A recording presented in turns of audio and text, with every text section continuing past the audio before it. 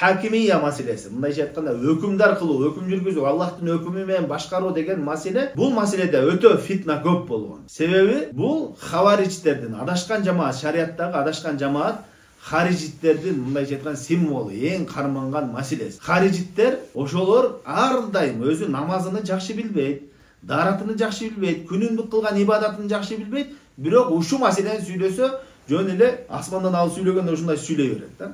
Ошондой харижиттердин, бул эмне себептен харижиттер эң биринчи ушу маселени көтөрүп чыккан. Афа хукмал жахилият ялгон. Инил хукму илля лилlah. Өкүм Аллахка гана таандык. Аллах өкүмдар деп ушу маселе менен чыгышкан. Булар кимге каршы чыгышкан? Жер жүзүндө ахли сүнна вал жамаат, мусулмандардын, бардык мусулмандардын бир пикири менен кабыл алынган ижма маселе болгон. Жер жүзүндө эң жакшы ошол доордо эң жакшы адам Усман разияллаху анху edi. Анткени сахабалардын эң жакшысы Абу Бакр, Умар, Усман разияллаху анху. Бул ахли сүнна вал жамаатта талашсыз ижма. Усман разияллаху анху, Абу Бакр өлгөн, Усман өлгөн, Умар разияллаху анху өлгөн.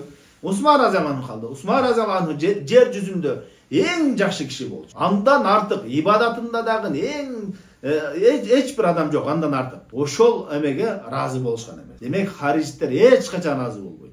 Усман разияллаху анхуга, Али разияллаху анхуга разы болбогон биздин падишаларга эч качан разы болбойт алар. Түшүндүңбү? Алар харижиттер, алардан кийинки бүт ар бир доорда чыгып келет. Олар ошолорго да разы болгон эмес, ошолордун өкүмдөрүнө да разы болушкан эмес да. Ошон үчүн Шейх Исам ибн Теймия рахмаллаху айтат, шариатта эң биринчи, ислам дининде эң биринчи бидатчы болуп, адашкан жамаат болуп, бир топ фирка катары бөлүнүп чыккан жамаат бул харижиттер, хавариштер. Түшүндүңбү? Эң биринчи адашып бөлүнүп чыккан жамаат булар хавариштер болгон. Ошол хаваришттердин маселеси болуп калганга, ушул маселени катуу көтөрүшкөн үчүн ушул маселеде фитна азгыры көп, азыркы күнгө чейин келатат. Ошол себептен бул маселени жакшы кээ бир нерселерди түшүнүп алышыбыз керек. Кээ бир терминдерди бул маселени окурдагында кээ бир терминдерди жакшы түшүнүп алышыбыз керек.